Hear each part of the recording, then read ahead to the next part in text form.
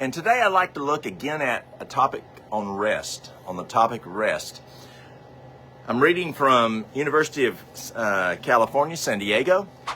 It says, a sleepy person's brain works harder and accomplishes less. A sleepy person's brain works harder and accomplishes less. A single night of poor sleep is linked to less efficient filtering, meaning one's brain has issues picking out important or relative nuggets of information from all the insignificant junk one's senses absorb. As we look at the benefits of rest, to me, rest used to seem to be a waste of time.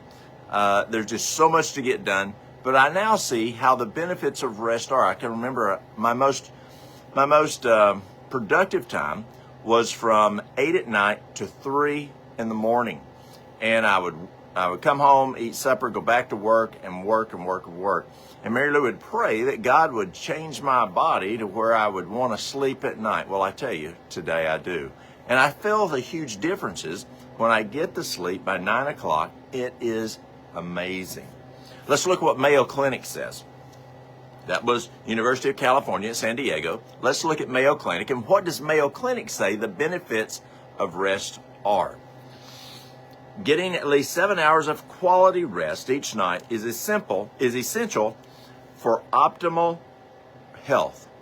Getting at least 7 hours of sleep or rest each night is essential for optimal health. Now, the Breezel-Bellick study found actually in the first 9 years of the study, they found 7 hours, but as they extended the study to 15 years, that was 6,900 people, they found that actually there was even more benefit, significantly more benefit, and the person died quicker or sooner if they got less than 8 hours of sleep.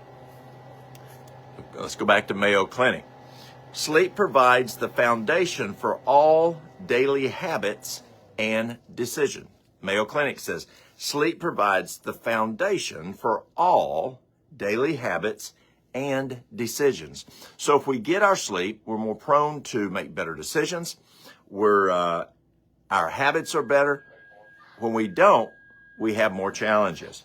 Sleep deprivation can negatively affect mood, temperament, as well as one's ability to focus on daily tasks. As we look at children, and we see how children are if they stay up late, if we go to Henry's house or Sally's house or something, or we're doing something, and we stay up late, and the kids stay up later, can we tell a difference the next day? Absolutely. Does it affect us? It actually does, according to Mayo Clinic. Lack of sleep influences what and how much we eat. And so as folks look at losing weight, and I spoke with one of y'all yesterday. Yesterday was day 17, and they had lost 17 pounds. They had lost a pound each day. So as we look at, if your goal here, one of your goals is to lose weight, there's several keys besides what we're putting in our mouth, besides the fuel that we're putting in our body. Yes, we talked about the exercise. Exercise is huge on weight loss, but also is sleep. What's it say according to Mayo Clinic? Lack of sleep. That's getting less than 7 hours of sleep, or looking at Breezel-Bellick's study, getting less than 8 hours of sleep, influences what and how much one eats. Sleep allows time for the mind and body to recover from the day's work. And it's interesting, those hours before midnight, we're taking that short-term memory and we're putting it into long-term memory.